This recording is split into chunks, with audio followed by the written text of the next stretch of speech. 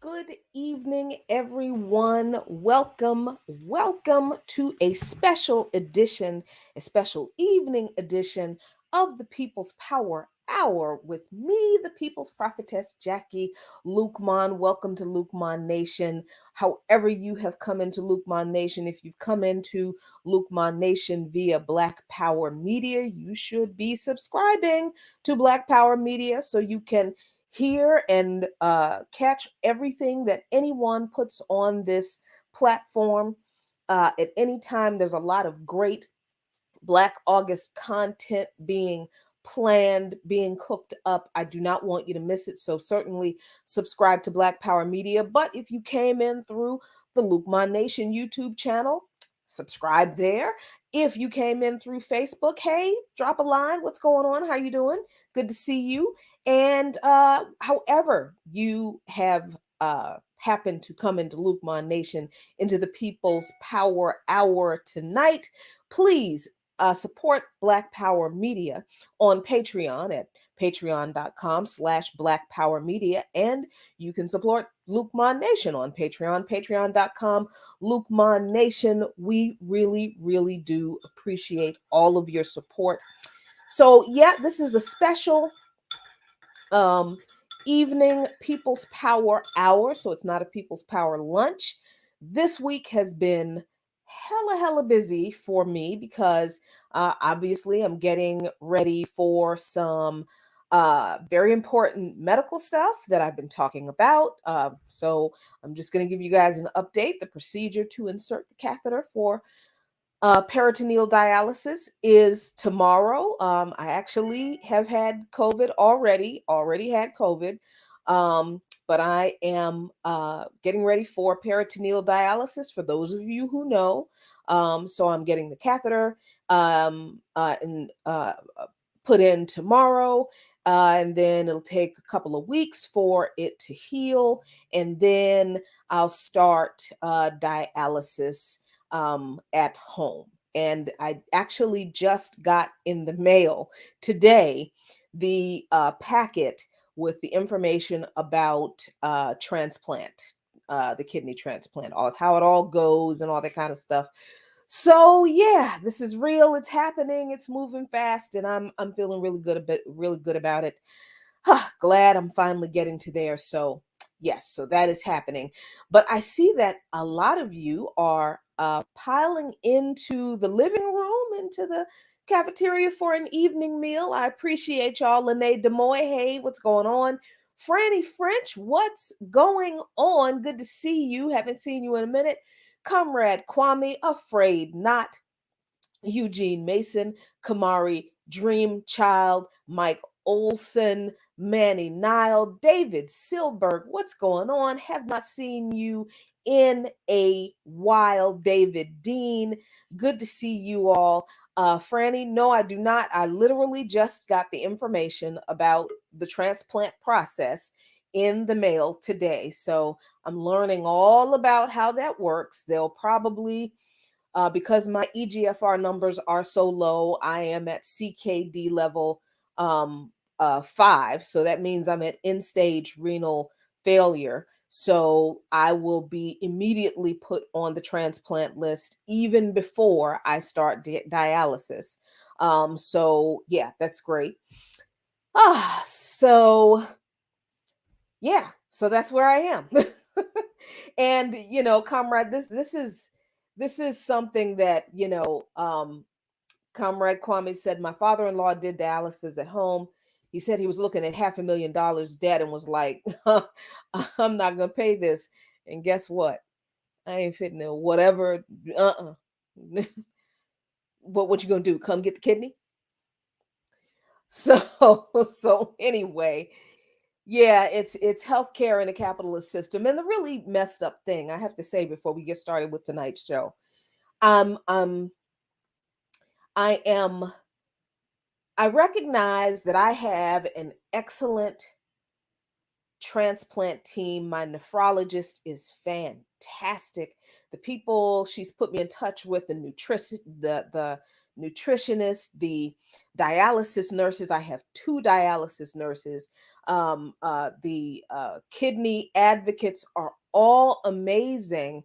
And I realize that I'm having this experience because I have good health insurance, right? That's the reality in this capitalist system, y'all.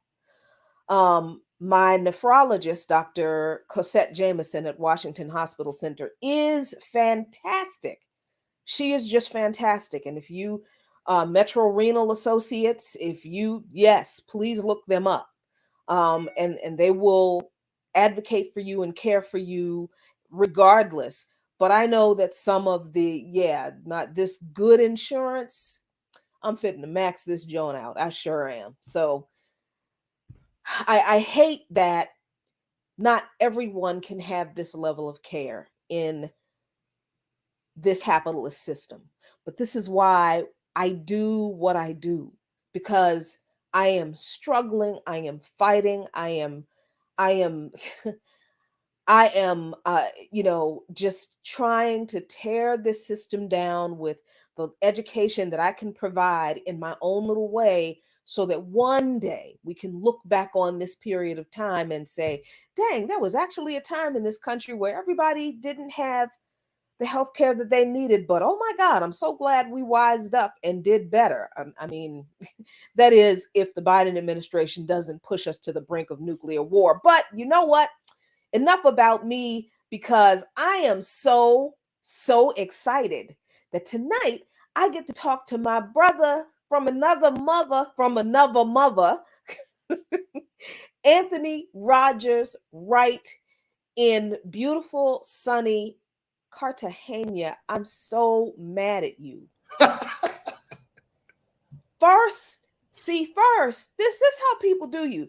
See, first, they get invited to a whole inauguration in Colombia with the Afro-Colombian lady as vice president, and the progressive-ish, at least, president, and go to all the inaugural parties and taking pictures with the president and the vice president, and then taking pictures from the house that I miss, and the next thing you know, Bama's on the plane to Cartagena. What the hell, bruh?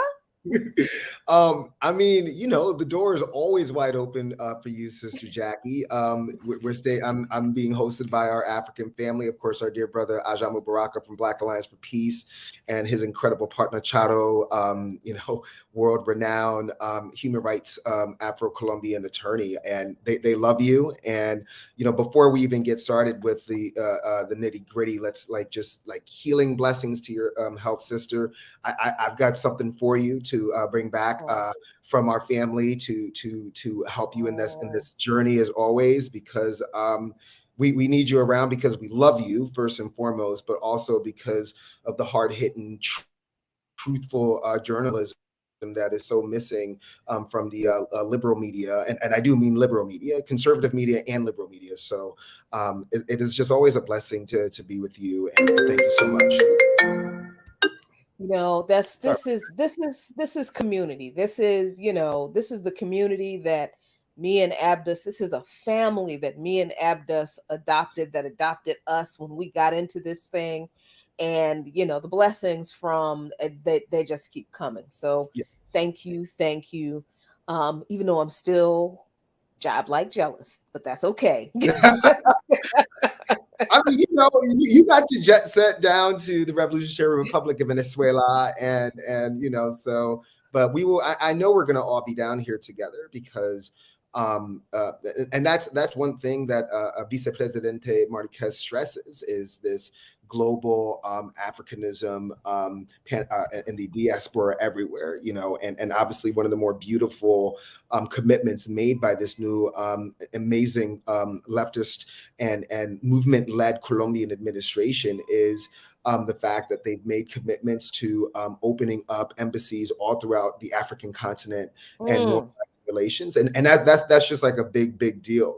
I was speaking with our brother Jamu before he went to the beach. How amazing would it be if Vice Presidente Marquez led the Colombian delegation to the Conference of Parties COP global climate conference, which is taking place on the continent in Sharm el Sheikh, Egypt. Some issues with that, but with Egypt and whatnot, and their political prisoners. But it would be a powerful symbol, because there's going to be obviously a lot of other African leaders who will be descending upon Sharm el Sheikh, along with young Black organizers and revolutionaries like the Delta Avengers, who of course protect the Nigerian country, the Nigerian people from harmful fossil fuel infrastructure, from capitalist and just really unscrupulous corporations like Shell.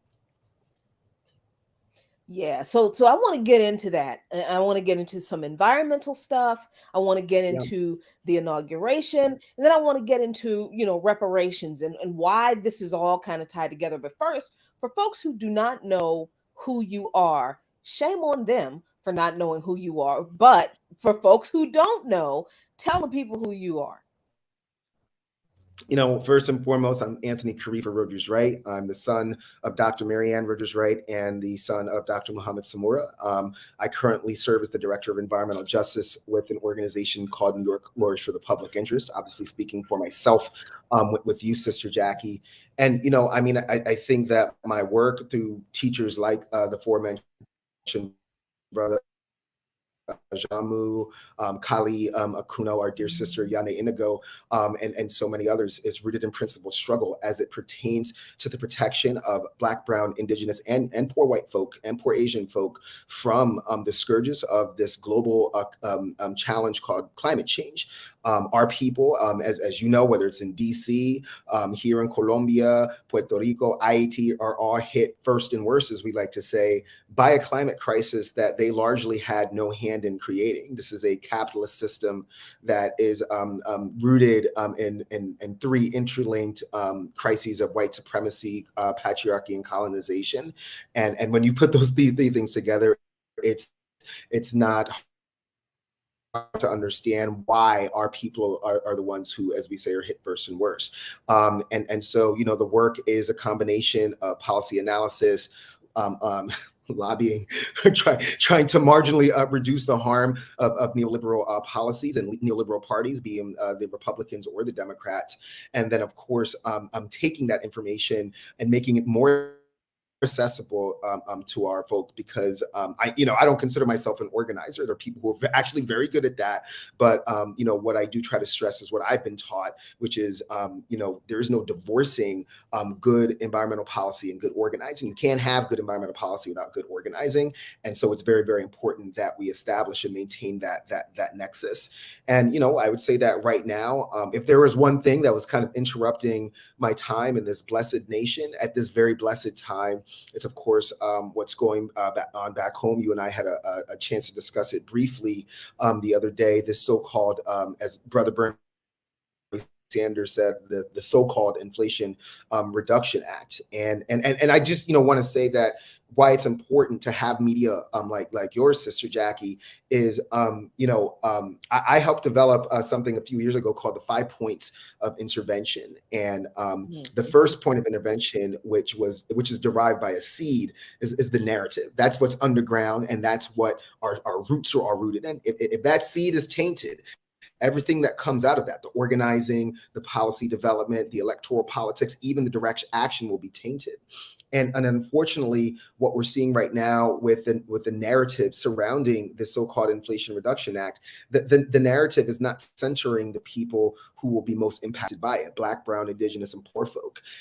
It's a very Anglo-centric narrative right now. It's a very affluent narrative right now. There is definitely a class analysis when we're talking about issues of the climate crisis and climate injustice and environmental injustice, and it's refreshing, because a lot of people are selling this so-called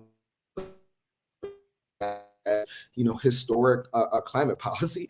But what I would say is that it's historic in the sense that mainstream historically white-led environmental groups, Big Green as we call them, on the same day that they're releasing all of their jubilation about the Inflation Reduction Act, so is the fossil fuel industry. Right? Shell and Exxon on the same day are releasing like statements contemporaneously praising this thing. So to me, that's what made it historic, right? Like environmentalists and big oil cartels celebrating passage, at least in the United States Senate, of an so-called Inflation Reduction Act that opens up swaths of the Gulf of Mexico to more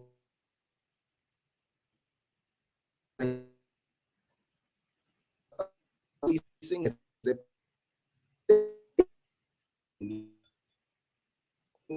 Oh, you're freezing a little bit and buffering.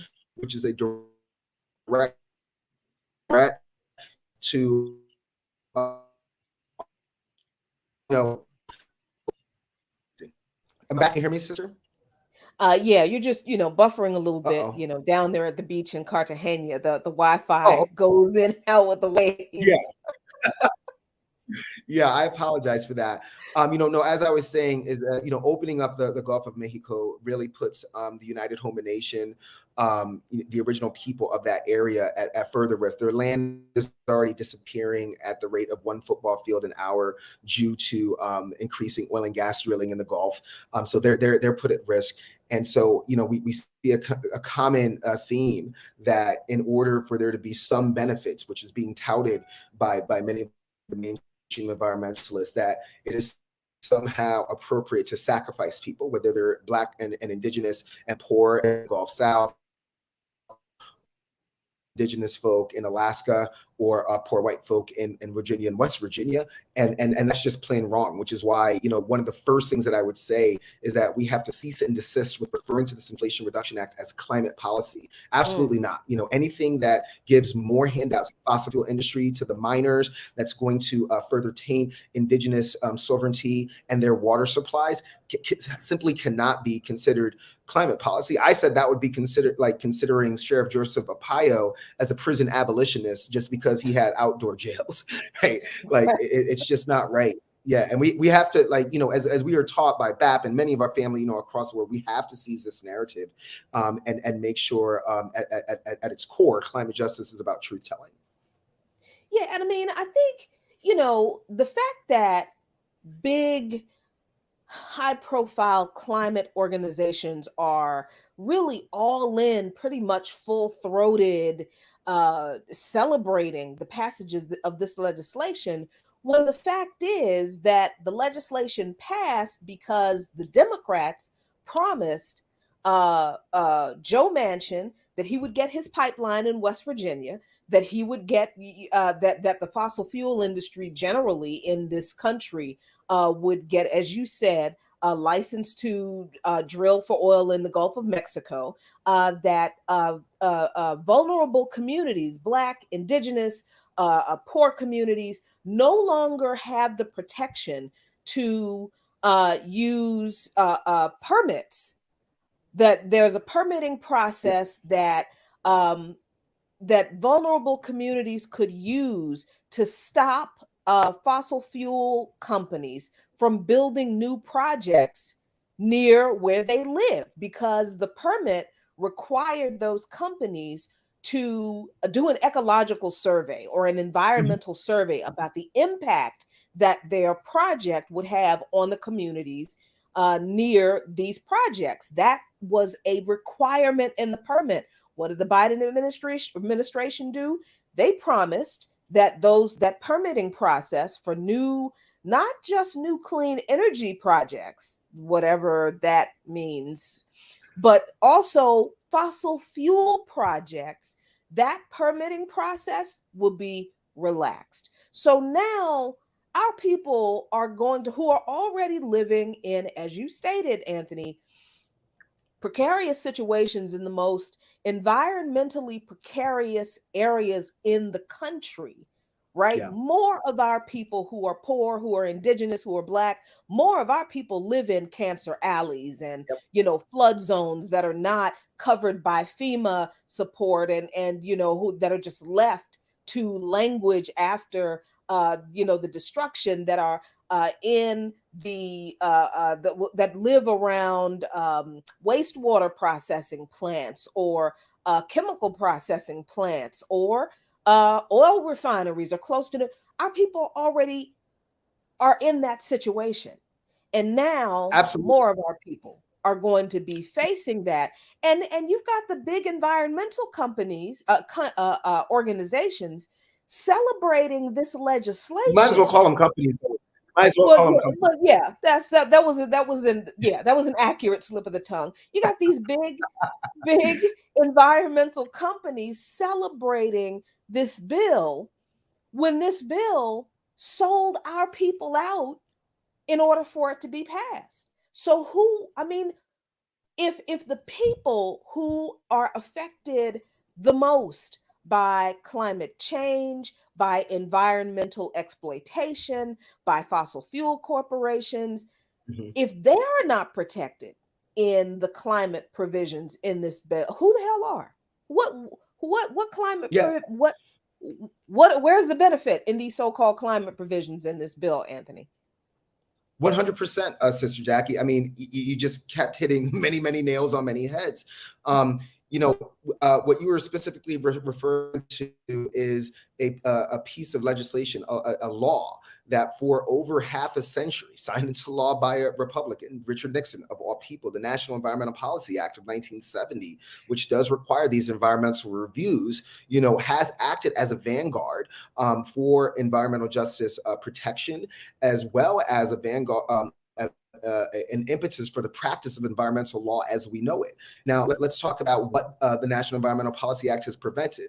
Harmful pieces of fossil fuel infrastructure like the Keystone XL pipeline. That was the National Environmental Policy Act that prevented that from ever being constructed.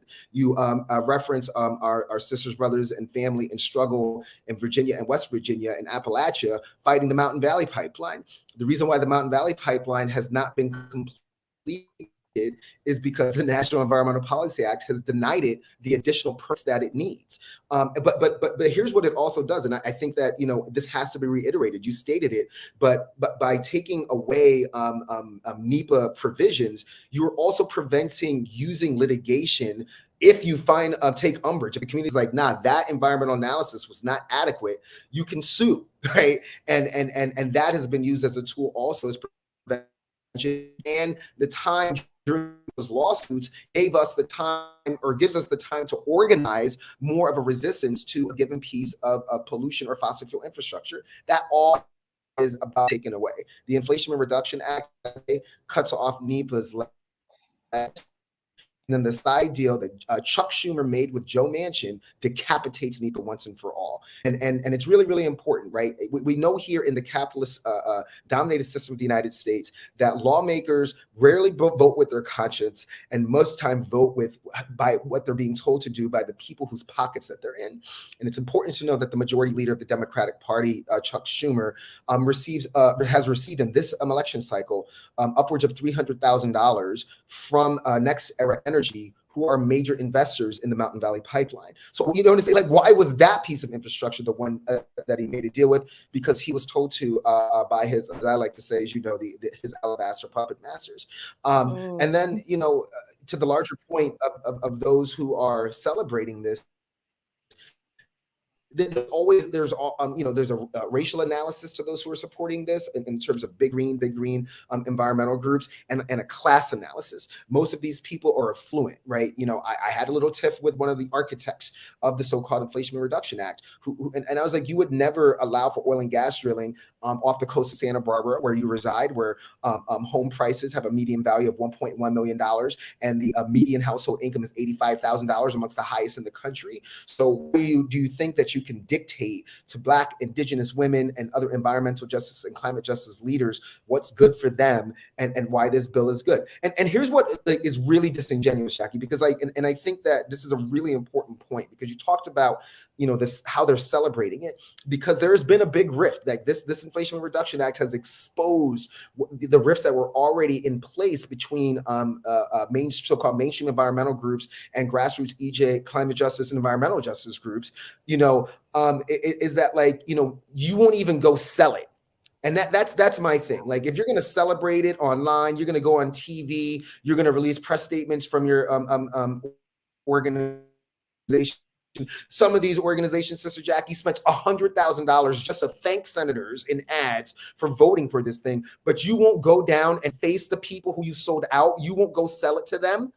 I think that is so disingenuous, and it is such a craven way. And this is where I get really animated, because if you won't go face the people, don't go send your good Negroes back to their communities to go sell it for you, right? Don't go sell your token native folk to go sell it for you. You go down yourself. You go hold town halls in these communities and tell them why it's good for them. If you're not going to do that, do you really even back this bill, or is there something else behind that? That's my only question. I have issued that challenge, to these groups and to these individuals, and crickets. I don't know how you say that in Spanish, but crickets. And I think that just tells you everything you need to know, because you, Sister Jackie, you are a sister of conviction and integrity. If you believe in something, you're going to go straight up to people, to the communities, and say, I believe in this, right? You're not going to hide behind your radio show. You're going to get on the ground and organize, right? And we're not seeing that. What we're seeing is a lot of hiding behind cameras, trying to patronize, powerful indigenous women like Tara Houska, and other Black women who are like, this is dangerous, instead of going to their communities and saying, fine, yeah, we'll come sell it. And that just doesn't sit right with me at all. So, and one more thing that I will say, it's not just being sacrificed, we're also being shortchanged, so even what they're touting is not accurate. At first, it was like, oh, environmental justice communities are going to get $60 billion. But then this brilliant sister, Sylvia Chi, Asian sister out in the Bay Area, environmental justice attorney and policy analyst, did her own analysis. And I've known Sylvia for about 5 years, Sister Jackie. Sylvia Chi is meticulous. And her analysis said, no, it's more like $47 billion, right? So you're not even being accurate. Right. And here's the thing. I joked around on a call with a lawmaker and said, it's been a long time since I've done advanced trigonometry. But if you remember on one of your shows, Joe Biden promised 40% of benefits and investments would go to environmental justice communities, the so-called Justice 40 program. The climate, so-called climate provisions in the so-called Investment Reduction Act is $379 billion. 47 billion is not 40% of 379 billion. It's more like 12%. So we went from Justice 40 to Justice 12.4. And so you're not even being accurate, and the last thing that I'll say is, like, they've got their think tanks from their Ivy League, prestigious universities to do modeling, saying, oh, it's going to reduce emissions by 40%. The modeling is wrong, Sister Jackie. It assumes this modeling, get this, you can't make this up. It assumes that all the leases that are open up in the Gulf of Mexico won't be utilized. And that's how they came up with that figure. And I said that would be like doing a population growth model with the assumption that everybody's going to remain celibate. That is so, oh my God. See, this is why we told y'all when this man was running. Remember when he had that Zoom call with all those Black leaders, all those 50-11 Black folks, that, oh, Mr. President, they are just kissing this man's wrinkled up old white ass. And we were like, this man is disrespecting these people on this Zoom, just completely just screamed on him on it. We told you when he was running that Joe Biden won't shit. He has proven once again that we are right, that he still ain't shit. And if what Anthony just told you about this Inflation Reduction Act, as far as the climate provision, does not convince you that Jim Crow Joe Biden ain't our friend, how about this little tidbit that I found out just in my regular snooping around, looking for something to write about for the monologue? I come across this. The National Black Farmers Association president released an official statement on Biden's withdrawal of support for Black farmers. Why? What is he talking about? Well, Brother Boyd.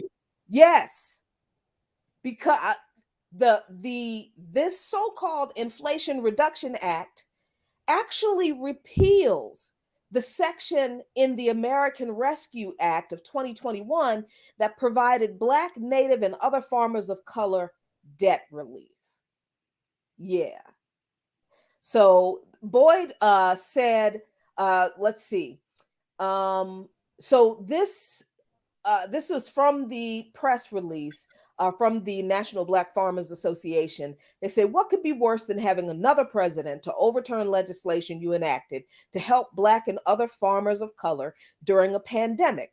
Repealing your own legislation to take it away while they, the Black and Native farmers, are being served foreclosure notices in a recession. I don't care how this administration tries to redefine a recession, this country is in a recession with the highest record of input costs for farmers, what it is costing them to farm in 40 years, while sending hundreds of millions of dollars in aid to Ukrainian farmers. Ain't that a bitch? Ain't that a slap in the face? Just about to say that. I was just about to say that.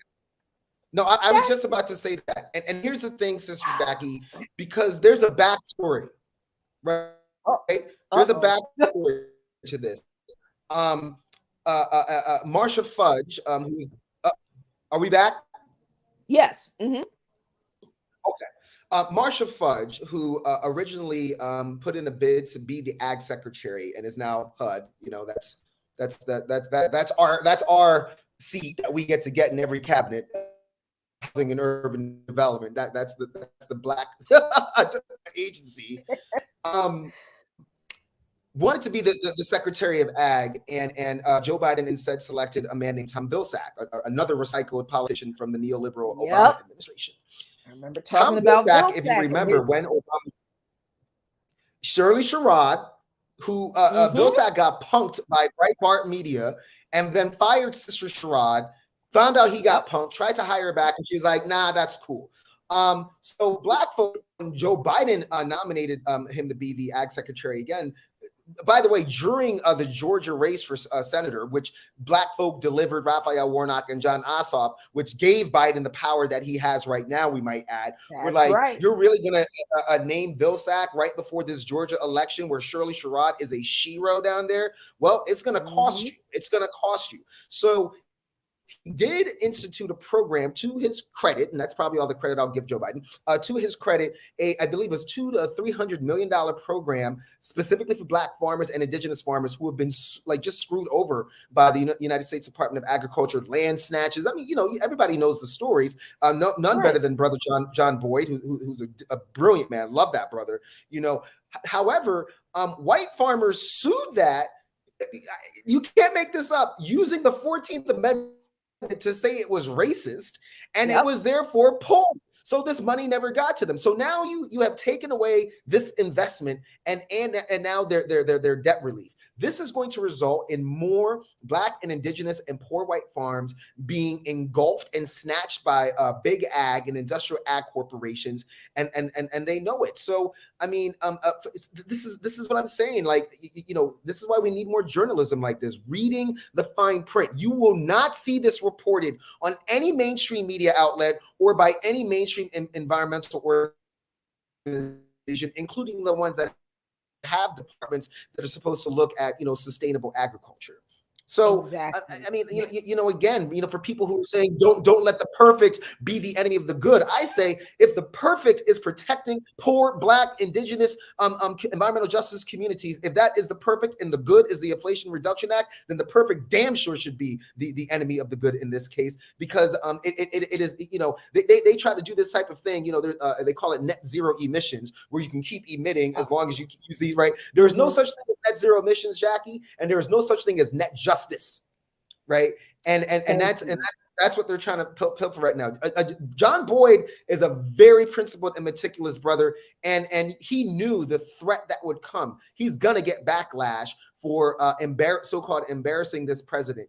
And we can't just talk about the president. You were talking about that call earlier. We also have to talk about these bootlicking Black Democrats like James Clyburn, Africanus the First, who anointed Joe Biden an honorary Black man.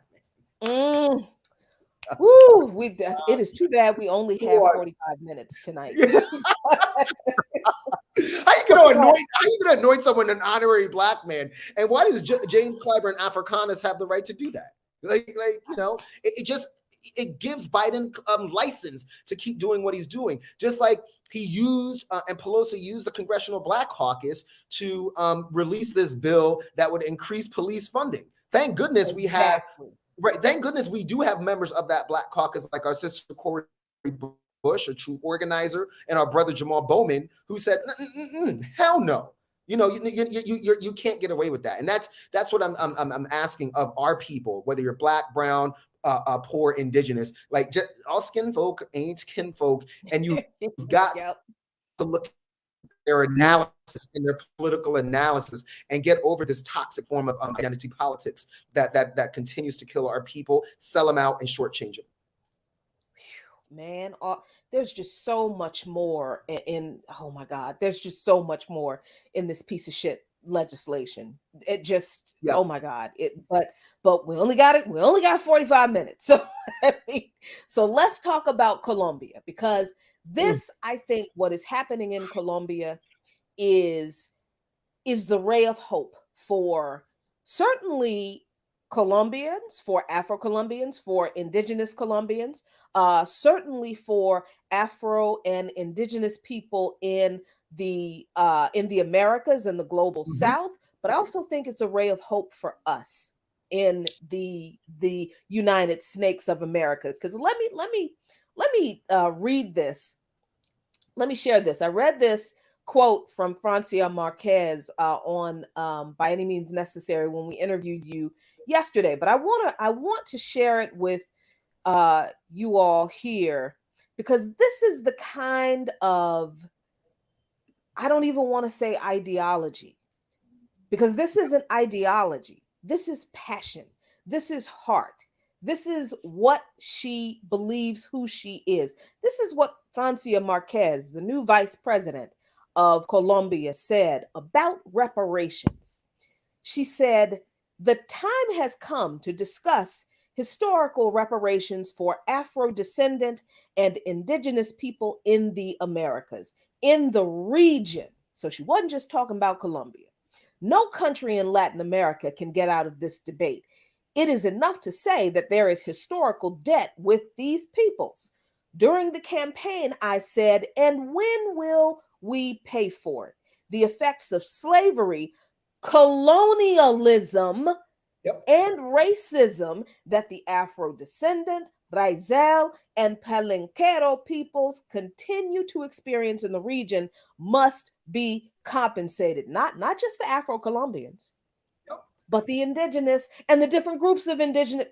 Come on, Francia. The effects of colonialism that the indigenous peoples continue to experience must be redressed, connecting the oppressions of different groups of. If there is a country in Latin America that has not had slavery, raise your hand. If there is a country on the planet that has not been affected by slavery.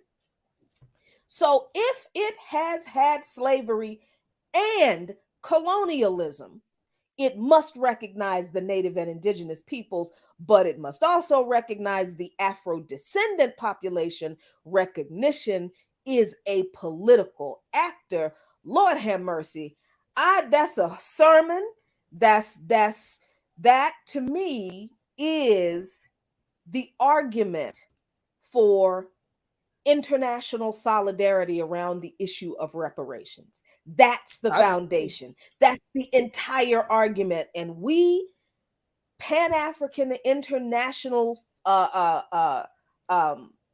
Africans in the United Snakes, this is the argument we have been making all along, that this, okay, yes, the struggle for reparations for us in this country, of course, it has to focus on what happened here. But what happened here is not disconnected from what happened to our people everywhere else, that our people were dropped off along the slave route and the colonization route. You feel? Let me stop talking and say it. Say the things. I mean, you could feel it. When we were in Bogota at the Palacio, I mean, the people were hanging on every single word, not just the dignitaries, what I'm saying, and the so-called special guests, The regular everyday people were there, and you could tell they were listening to every single word, Sister Jackie. Like, for instance, when the representative of the Pope was introduced, they got booed. When the King of Spain got introduced, they got booed because these people are tied in, and they've been waiting for this moment, and they know that they are a part of it. And when I was speaking to some of our Afro-Colombian family, afterwards, when we were out salsa dancing, not to make you more jealous, they said, they pointed to one moment of the new Presidente Gustavo Petro's speech, where he said, "We are not for war, we are for life. We will see greater alliances with Africa, where we come from. Where we come from. We will seek an alliance of Black people in the Americas. We will strive for San Andres help to be a health, cultural, and educational center of the Antillean Caribbean. And this is where all the ambassadors of Colombia for the Antilles will come from." He's saying Black folk. He's sending Black people to go be the ambassadors. That's what he means. We will seek an alliance with the Arab world on the road to move towards the new decarbonized economies. Okay, and he said this right next to the sword of Simon Bolivar that this brother, when he was a member of M19, stole. You know what I'm saying? So this is very, very serious right now. There was just the Truth Commission here in Colombia. Both Petro and our sister Francia said, we're going to honor that. And so when you're talking about this issue of reparations, yes, I said it to you as well, to you the other day, just like I said it at a panel where myself and Sister Chado and our brother Ajamu took part in with people from around the world coming to talk about what a global reparations project could look like. And the first thing that one of the elders said, that like the first step in reparations is reflection, and that you cannot have truth without reflection, and you cannot have reparations without truth. And it was just like, it's so simple, but we make it so difficult because we are we let ourselves be obfuscated by empire and by avarice, driven by a capitalist economic model. So I said that, like, yes, it is clear to me, right, that if reparations must start here in this so-called global South, just like revolution did. I remember one point when Sister Francia, and it was an honor, right? She was giving her speech at her house, and she was asking the people, what are the countries that we must have relationships with? And people were naming countries, in Africa and in the Caribbean. And, I screamed out, I-80. And she just stopped and looked at me, like, pointed. She was like, I-80. And I think I understood when I made that eye contact. That's the revolutionary republic that unleashed revolution in the Western Hemisphere. Simon Bolivar was bankrolled by the free peoples of Haiti. As a matter of fact, he turned his back on them later, but we'll talk about that later. But so yes, Sister Jackie, what I think why it's really important for our people in the United States, as you call it, to see is that, like, you do not have to wait on these bootlicking lawmakers, Uncle Toms and whatnots who have sold you out to a capitalist party, a neoliberal party that wants your votes but doesn't want your liberation. It has to be a global struggle, and you can come down to Colombia and learn, with PCN, like, they'll open their doors here. Yeah, you want to be humble and learn. Yes, we want you to take that back to the Estados Unidos. That's what they say, and let's exchange ideas. Let's exchange information. Let's do what we have to do to free Haiti from the clutches of IMF and the World Bank, because if they're not free, we're not free. We're not going to go on this Bermuda tip where we're affluent and wealthy, and then turn our backs on Haiti, turn our backs on Afro-Cubans, turn our backs on Afro-Latinos, Latinas in Puerto Rico, Bonenquen, and throughout the South American continent. So I think that was that was the main takeaway for me, is that why are we waiting for the United States to start something that it has no interest in starting? You know what I'm saying? Like, that's just not happening. So then this raises a question for me, another question for me.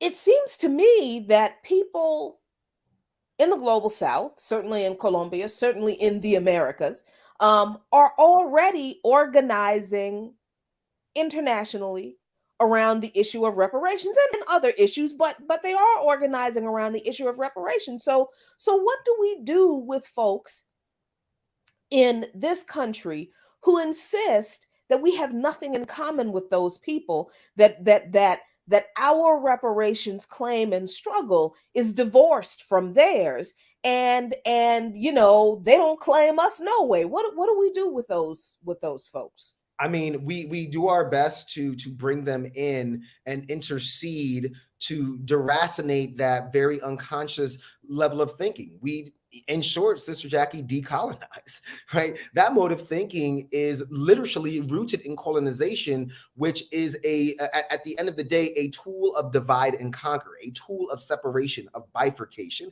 just like this Inflation Reduction Act, right? Forcing communities to compete with each other for limited funding. That's how they did it, since, as the indigenous people say, first contact, when European colonizers came to these blessed lands known as Turtle Island. So we have to develop a concept and a praxis of decolonization. It cannot just be rhetorical anymore, because that mode of thinking has to do with, we have to help them unlearn that. We have to see those folk as people who are in pain, who need healing, psychological healing, physical healing, emotional and spiritual healing, because we need them as well. And in many cases, it's not their faults. They've just been force fed. And now there's going to be some, just like, Sister Yane calls it the Matrix effect, who you can't unplug. You know what I'm saying? Like they would rather stay in the Matrix. All right, so you can stay in the Matrix then. We out. Blessings to you. Right. You can stay in your dream. And I gotta say, especially, for folks who seem to have hitched their wagon onto a very right-wing reactionary Black nativist interpretation of the reparations struggle, where they completely ignore all of the history of reparation struggle that happened before 2013, before their little acronyms became a hashtag on Twitter. And I do think that we just really do need to identify, because we were talking about this on the show on By Any Means Necessary today. Look, we need to identify the liberal factions among us. We need to identify the reactionary factions among us. And we need to really organize with the folks who want to organize for radical revolutionary change, with people internationally who clearly want the same thing, Anthony. Yeah, I mean, look, I don't like to get too deep in that conspiracy like our dear brother Ajahn does. That brother goes deep. But this really does vindicate a lot of what he's saying of follow the money. Who is funding, these hashtag reactionaries? Where's their money coming from, and whose interests are they serving?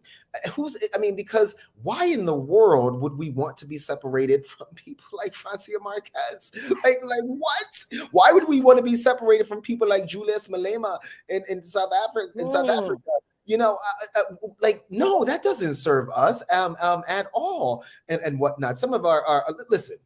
You can't, on the one hand, be touting the wisdom of prophets like Al-Hajj Malik al-Shabazz, and then talk about this sort of nativist approach. Al-Hajj Malik, went to Ghana to learn from leftist leaders, Lumumba and Nkura and whatnot. Like there is no, we're American Blacks and these are Africans and whatnot. No way. What really caused Al-Hajj Malik to break away from the Nation of Islam, Muhammad was going to Mecca and seeing what Pan-Africanism looked like, and something, struck with him. And that's when he was like, I've got to learn more here. And that's when he called for this global struggle, whether it is Asian folk being oppressed in, East Asia, et cetera, et cetera. So I don't know. And this is the thing with scarcity culture and colonization, Sister Jackie. Like, we're seeing it, unfortunately, even with this Inflation Reduction Act all over again. Certain folk who are supposed to be, climate environmental justice leaders are allowing colonizer blood money chump change to turn them against their own folk. And for me, if I'm saying, I mean, the legislation itself hurts, but like that hurts the most. You know what I mean? I feel like we're allowing ourselves to relive the 1960s era epoch, and we know how money and chump change like divided that movement and broke it apart, right? When Walter Reuther, no one ever talks about this, right? It's always the arc of freedom bends way, but Walter Reuther from the AFL-CIO went and threatened Martin Luther King and said, if you don't get those Negroes from the Mississippi Democratic Freedom Party in line, your funding is going to be snatched from us, and you can go take your tin cup elsewhere. That's what he said to him at the behest of Lyndon B. Johnson, right? And we cannot let that happen again. So I don't need to get violent. Yeah, folks right. Always trying to make Lyndon Johnson the good white man. Yeah, exactly. And speaking of white men, this is the only white man I'll quote on your show, right? Samuel Clement, Mark Twain. He once said, right, history doesn't necessarily repeat itself, but it often rhymes. and we have to make sure that we do, as Tribe Called Quest did, check the rhyme and make sure that we are not letting make sure people know they do not speak for us. We don't know what's going on with them. And then again, I'm not a promoter of violence in any way, but if that doesn't work, sometimes you got to go George Jackson and some blood in your eye, blood in my eye tip, and stop casting spells on people and go seal that. I mean, sometimes it comes to that. Sometimes it do be coming to that. And I think we are at the point in the history of struggle where it might be coming to some of that. But look, we're out of time because we got to get out of the way for Sundiata Chajua with History as a Weapon at 8:00. You do not want to miss that. Always incredible information. But I really want to thank you, Anthony Rogers-Wright, for hanging out with me a little bit this evening. I just really needed to get a little bit of that Colombian, Cartagena, that Ajamu. I'm bringing plenty back for you, sister. I had to get a little bit before you went back on party mode, because I know that's where I understand. I got to shower first. I know who you with. Yeah. Showers, but sister, before I go, I would be remiss. We love you so much. Your health is epochal and paramount to us. You are not alone on this journey and in this struggle. And you will see to it, as you always do. And we are going to be not behind you. We're going to be right next to you, holding you the entire time. We love you, and you are never alone. As long as this heart works and these lungs work, you will never be alone. We love you. I love you all so much. Give all those folks all my love. Drink all of the sugarcane whiskey. Drink it all. Drink it all. Absolutely. And maybe bring some back for me. Yes, ma'am. Yes, ma'am. Absolutely. But thanks so much, y'all. Thank you all for joining us tonight on this special People's Power Hour. We'll see you again next week at some point. Don't know when. We'll see how the schedule goes, but I'll check in with y'all. Thank you all so very much. Stay tuned for History as a Weapon. As always, be very, very good to yourselves. Be even better to each other. And a luta continua. The struggle continues, but I promise y'all, Victoria acerta. Victory is certain. Peace.